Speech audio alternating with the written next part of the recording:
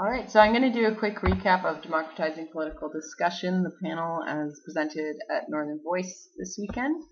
And the first thing I got into was why it was necessary for these innovative political platforms like Democratize.ca. And essentially, it's that sites like pearl.gc.ca and other government sites don't always present their information in a really interactive format or a shareable format. The other side of it being that the information that is disseminated colloquially is really partisan and doesn't really get a good substantive view of all the legislation. So parliamentary informatics was drummed up to really address that, and so I went into that a little bit and what it does. Then went into some examples. So, for example, theyworkforyou.com, really good site, lots of information on MP spending. Then Zebralog, they have things like participatory budgeting and e-consultation, which is great. Then the American sites, what's really great about them is they have lots of little projects that make the information fun. Another one is govtrack.us. They've been in the news a lot lately. Then I went into the Canadian sites, and the first one there is openparliament.ca, and it has a combination of some of the stuff for They Work For You and the American sites. You have the labs that are like the projects, the very specific projects that you see in the American sites, and then you have also a lot of really good information on the subjects and on the House dialogue and on all of the committees now too. So then you have Open North. You've got the citizen budget. This is something they're featuring now, which is really great, very, very user-friendly and very important initiative. So you can see that there's essentially the full spectrum of open government functions in Canada, which is good news if you're from here. So then, I say probably almost, because then we decided to address something that we thought could add to it, right? And that's what Democratize.ca is. It provides issue-specific voting on the bills. You can also search bills by subject, and you can comment on the bills too. So how do we crowdsource? Well, the information that makes our site valuable is inputted by people that vote. So here you have a bill, not the most popular one of our bills, but you get it as an example. And not only are the vote results broken down into percentages, but actually by riding, because people input their postal codes. So it lays down the infrastructure for MPs to see how many people are for and against something in a piece of legislation.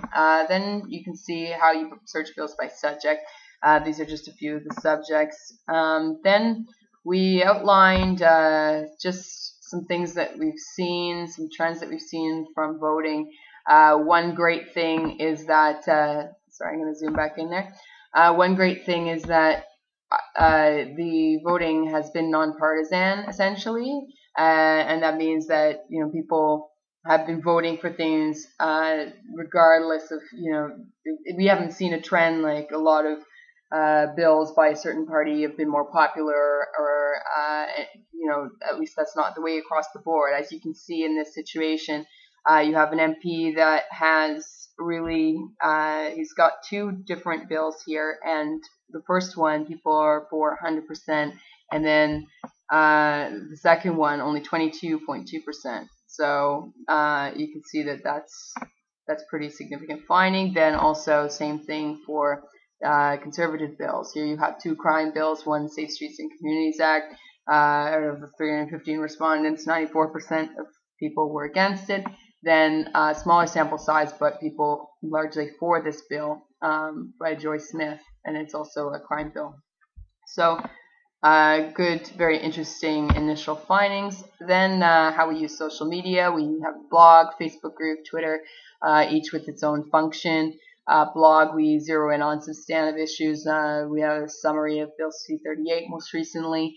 Facebook group, we give more colloquial summaries of bills, draw attention to certain issues in the media, maybe constitutional questions or issues of party discipline. Then Twitter, we've connected with a lot of great people, parliamentarians, engaged citizens, talked about some initiatives, got suggestions, good stuff. So the future of Democratize.ca, what does that entail? Well, lots.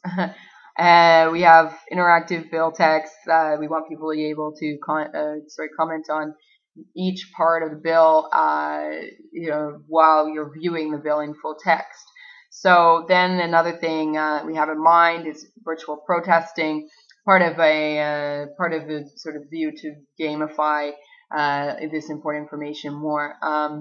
And that would just make it so that people could, if they really disagreed with the bill, or even if they really, adamantly agreed with the bill, could protest on either camp, and have a little avatar that runs across some of the parts of the screen. So then we have user-based voting. That's important because then it would allow for people to compare their votes with the MP's votes and see how well their MP is representing them.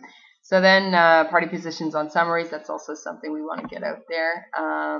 And essentially we went over the goals, which are pretty self-explanatory from the other information, but essentially to build up intellectual infrastructure for post-partisan politics in Canada. That's our main thing, and we have some ways that we want to do that. So then just went into people who've talked about us in the media and in the House of Commons, and open things up for suggestions. So visit the site if you want to learn more, or just send some suggestions if you want some feedback.